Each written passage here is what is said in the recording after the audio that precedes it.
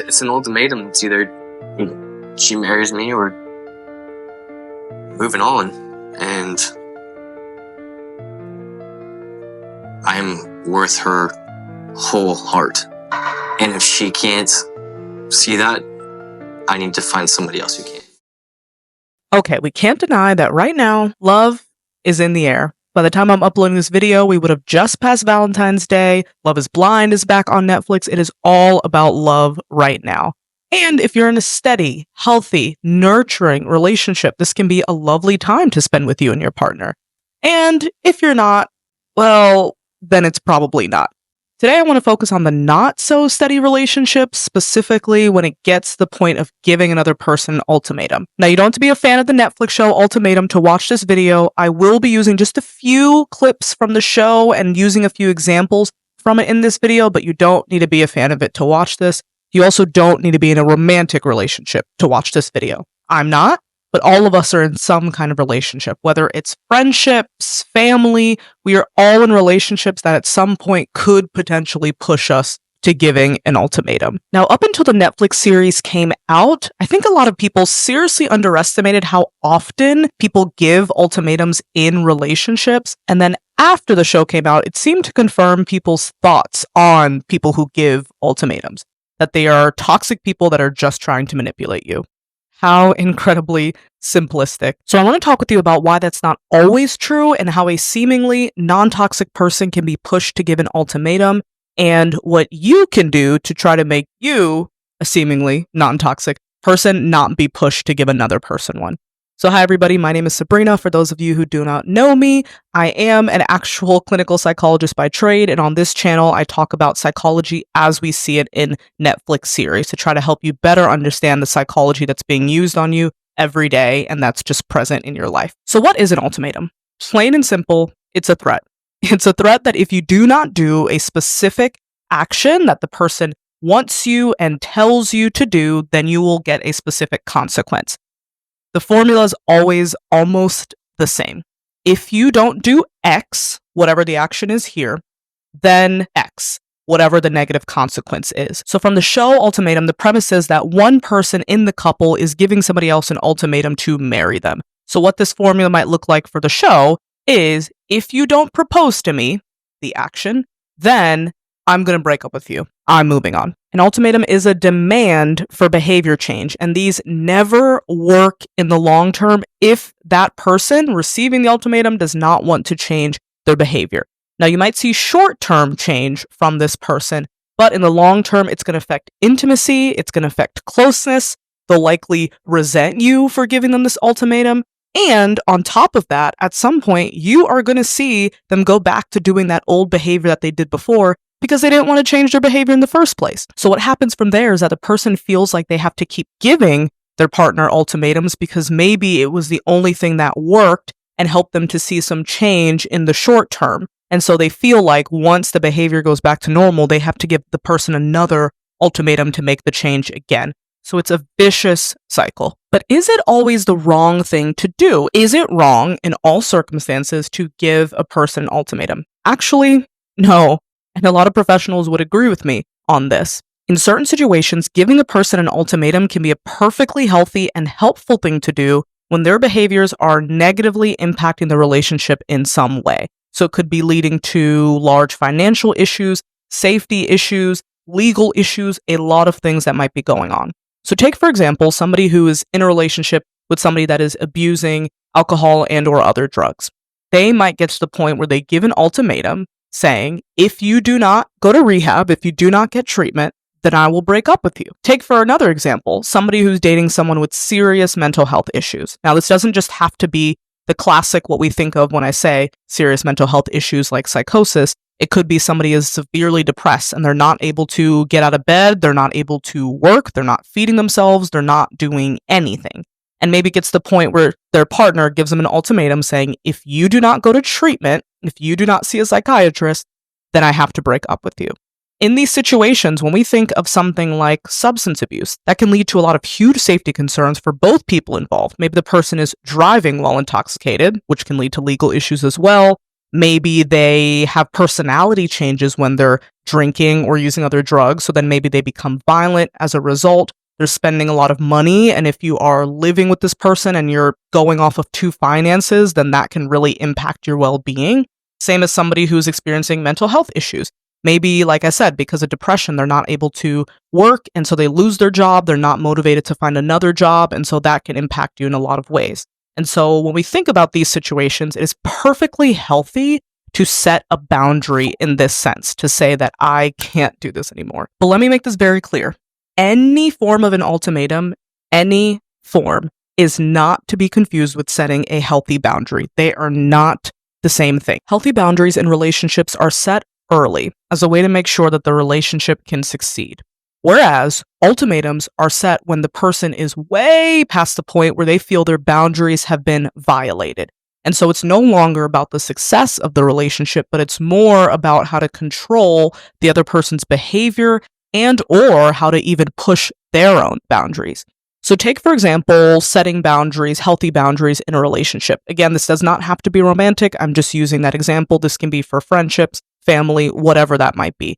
So take, for example, the healthy boundary. Maybe partners are talking about how they would like to argue with one another when that comes up.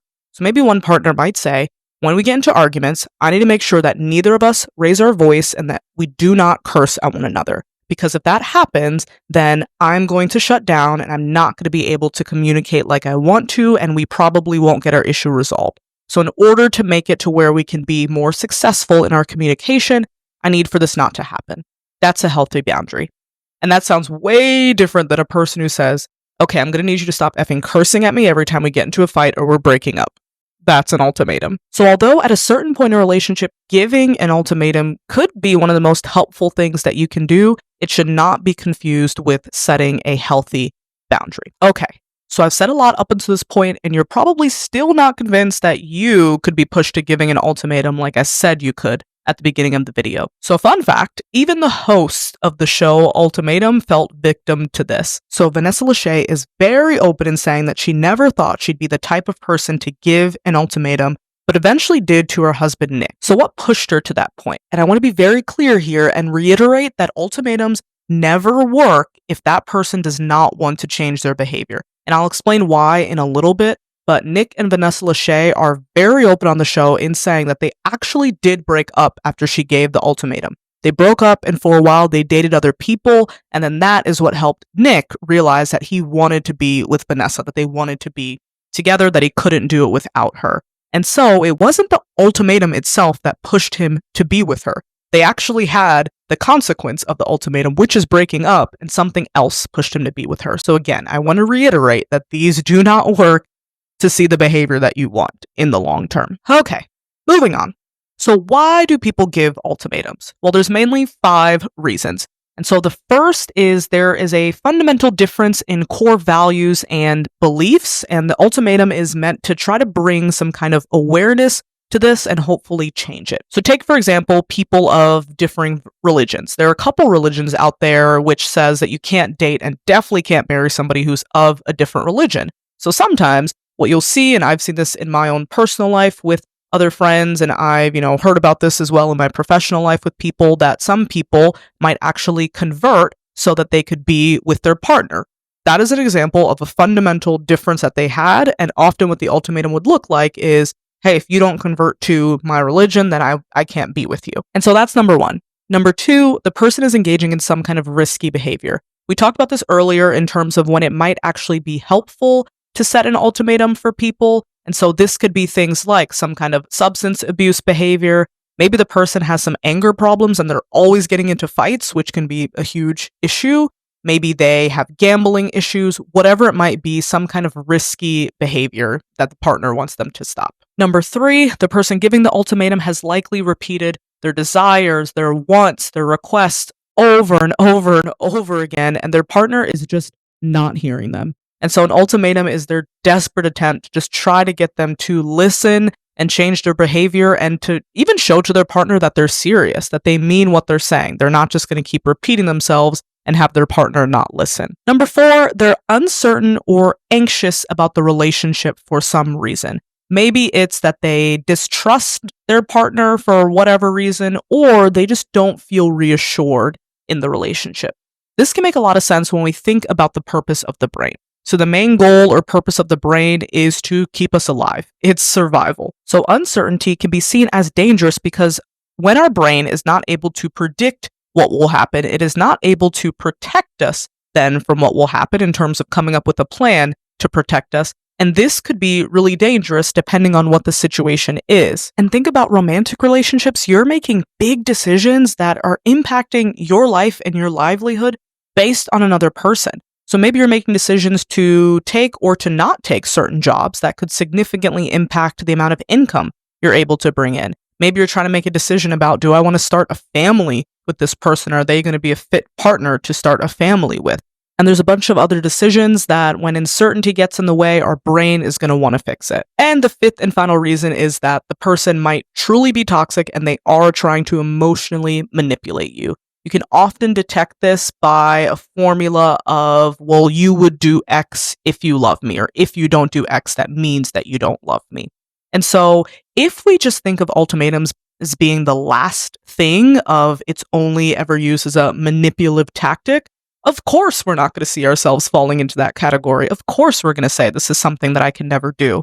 When we think of the other 4 reasons that I gave, it's not too unlikely that any of us could fall into those categories. So I promised that I'd explain why ultimatums don't work and don't lead to long-term behavior change. And it's for one main reason, is that it shuts down all forms of communication. And when we think about it, obviously there were real issues in the relationship that led to a person giving an ultimatum in the first place.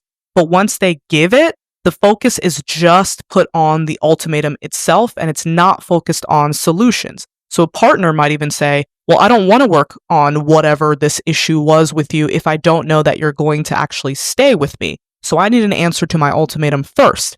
This can be a big issue when the other partner might want to and might need to work through those issues first to better understand if they can stay with you or do whatever the ultimatum is. See the problem? So some aspect of communication was not effective in the first place, and giving an ultimatum just highlights that. It just makes it worse. So even from the show, we see that some partners bring up real reasons for not wanting to get married. They bring up things like finances and wanting to be more financially secure. They talk about how one partner might want kids and the other might not want kids and what to do about that. Sometimes they even mention the idea of maybe not really knowing who they are yet, not feeling settled in their own life, and wanting to do some more self-exploration before they get into a relationship. Others talk about being in former bad relationships and going through a divorce and maybe wanting to make sure that that doesn't happen again, so taking their time. What happens when that partner brings up these issues in the show is that without fail, the other person will dismiss their issues with some type of statement that says, don't worry about that, or, well, that's still not a valid reason to not want to get married. Even if their dismissal has no logic to it. There's one episode in season 2 where one of the partners who doesn't want to get married keeps saying, well, I don't know if I want kids and you want kids though. What's going to happen then at that point? And she has to keep bringing it up, and the partner just keeps saying, well, I love you. And then at one point he says, well, we'll figure it out when we get there. I haven't gotten to that point yet. It makes no sense to me, but then again, that's reality TV for you. So we've gotten to this point, and what do we do to fix it? How can a person who's found themselves in this relationship or given an ultimatum fix what's going on? So the first thing, if you are past the point of your communication skills breakdown with your partner, I would really advise seeking some kind of professional help. And there's multiple ways to do this. So one way is looking at Psychology Today. You can just type that into Google, and then you can put in your zip code. It'll load up a bunch of people in your area and virtual. And from there, you can filter for various things. So what type of modality they use in therapy, what type of insurance they use. You can filter out based on a whole lot of things to try to find the perfect counselor for you.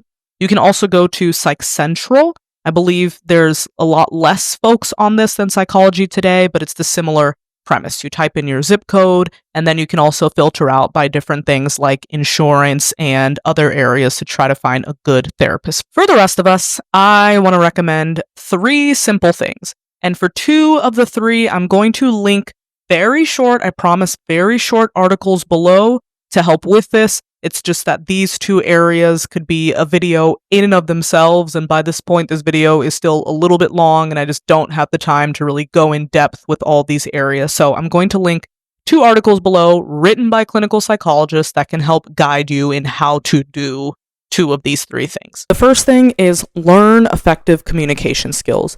Just because you've always communicated that way doesn't mean that it's effective. And so learning how to more effectively communicate, and when we think about it, just about all issues that arise in any form of relationship can be boiled down to not knowing how to do this. It's hard for me to express myself. It's hard for you to express yourself. Use words to say things. I've told you that before. Yeah, that is hard to do that. So learn how to effectively communicate. The second thing is learn how you receive support. So sometimes in relationships, which can cause a lot of issues, and a good bit of ultimatums are around this too, is one partner not feeling supported by the other. Now, just like love languages, there are different ways that we give and receive support. So what might be happening is that one partner receives support one way, but the other partner gives it another way. And there's likely a breakdown in communication, so they don't know that. And so figuring out what way that you give and receive can be so helpful. And then, of course, communicating that to one another. And so in the article that I'll link down below, they talk about 4 different kinds of support that we could give and receive, and figuring out what kind you are, and maybe talking with whoever it might be, your partner or your friend, to figure out how they receive support too. That way you can better feel supported in your relationships, and this can be an area that might not lead to the ultimatum. And the third and final one is learning your attachment style. There are also 4 of these that develop in early childhood based on our early caregivers, and we will continue to enact the problematic aspects of these attachment styles if we don't learn to recognize that they're actually happening and try to make some change based off of it. Now, in a few weeks, I'll be releasing 2 videos on a very popular Netflix show that has been renewed and will be releasing its final season on Netflix, in which I'll be talking in depth about attachment styles as it relates to this show. And the second of the 2 videos is where I will talk about the attachment style. So stay tuned for that. You'll get more information in a bit. Whew. Okay. If you got to this point in the video, thank you very, very much. I would tell you that you have to subscribe, otherwise I'm not going to be releasing any more content, but I would hate to give you an ultimatum. All right, I will see you all in the next one. Bye.